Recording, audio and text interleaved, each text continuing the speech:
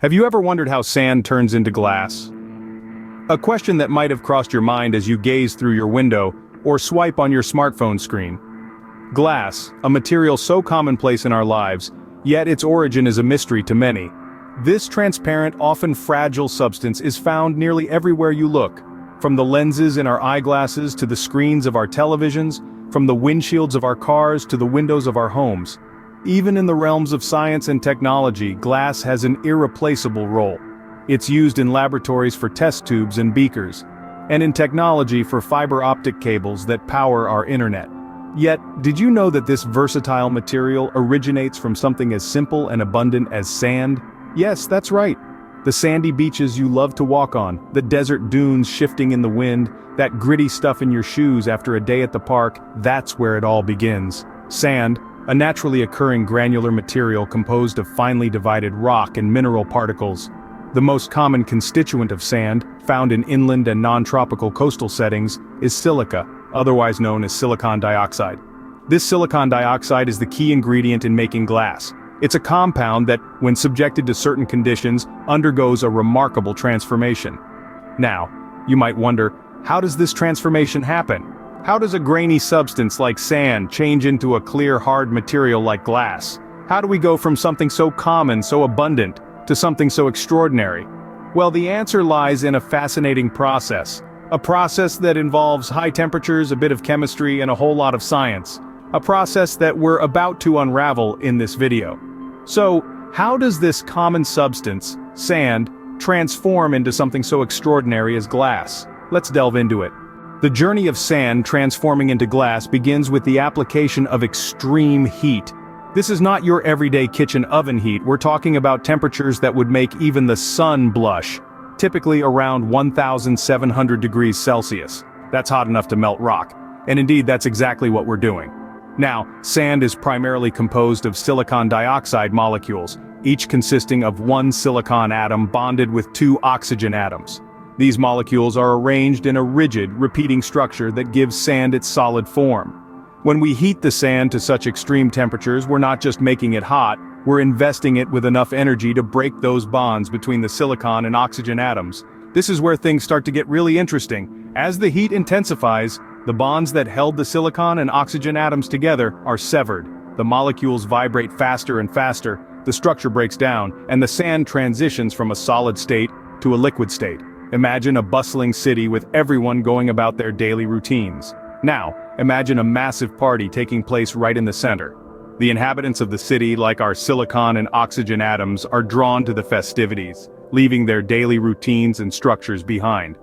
This is analogous to what happens when we heat the sand. It's worth noting that this process doesn't happen instantaneously.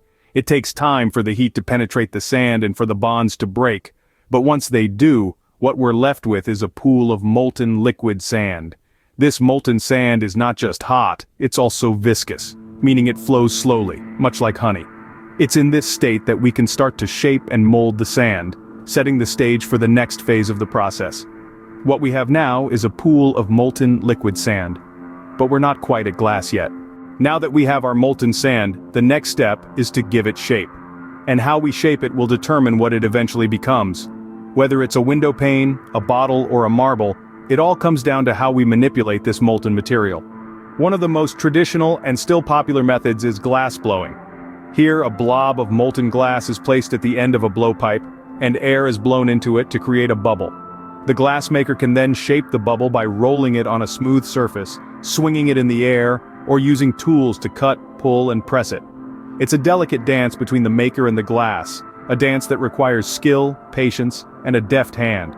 Another method is glass pressing. This involves pouring molten glass into a mold, and then pressing it down with a plunger to take the shape of the mold. It's a technique often used for making dishes, bowls, and other types of tableware. Drawing, on the other hand, is used to make long, continuous pieces of glass, like window panes or glass tubing. The molten glass is pulled upwards from a tank in a continuous stream. As it's drawn out, it cools and hardens into the desired shape. This process allows for the production of large, uniform pieces of glass.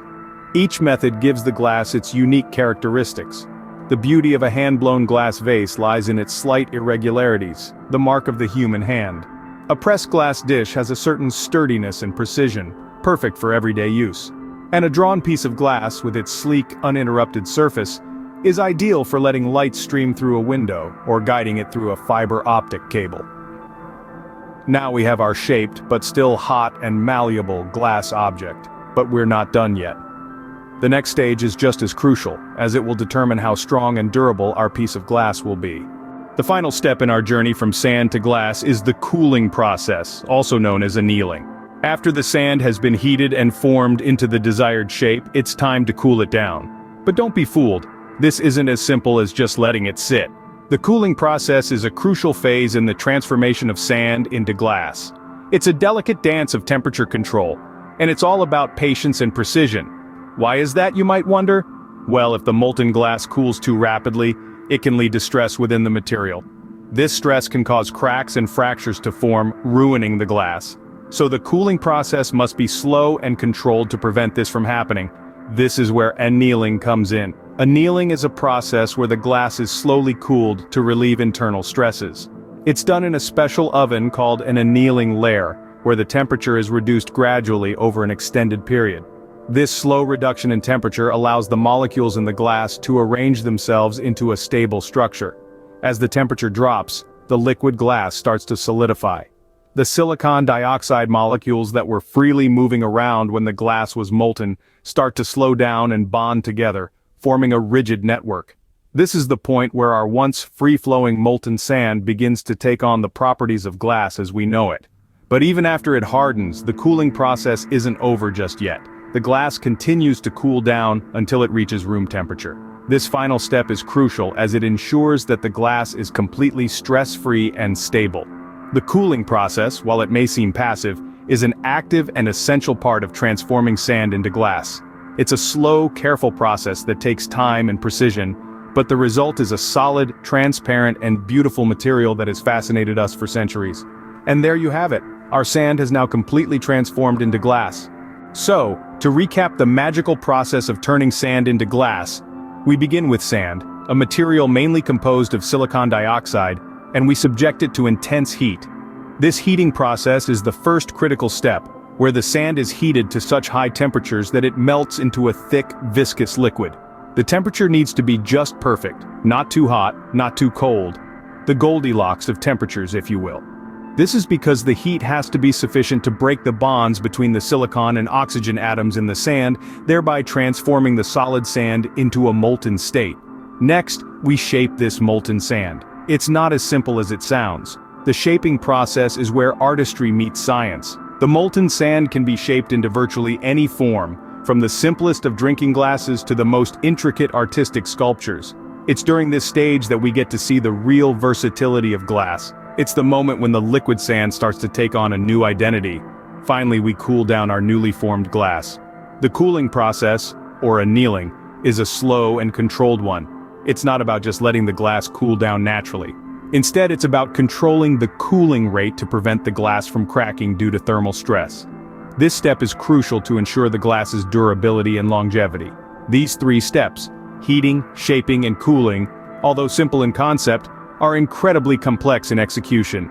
Each step is a testament to the marriage of art and science, and the mastery of this process is nothing short of alchemy. And that, dear viewers, is the incredible journey of how sand transforms into glass, a material we use every day.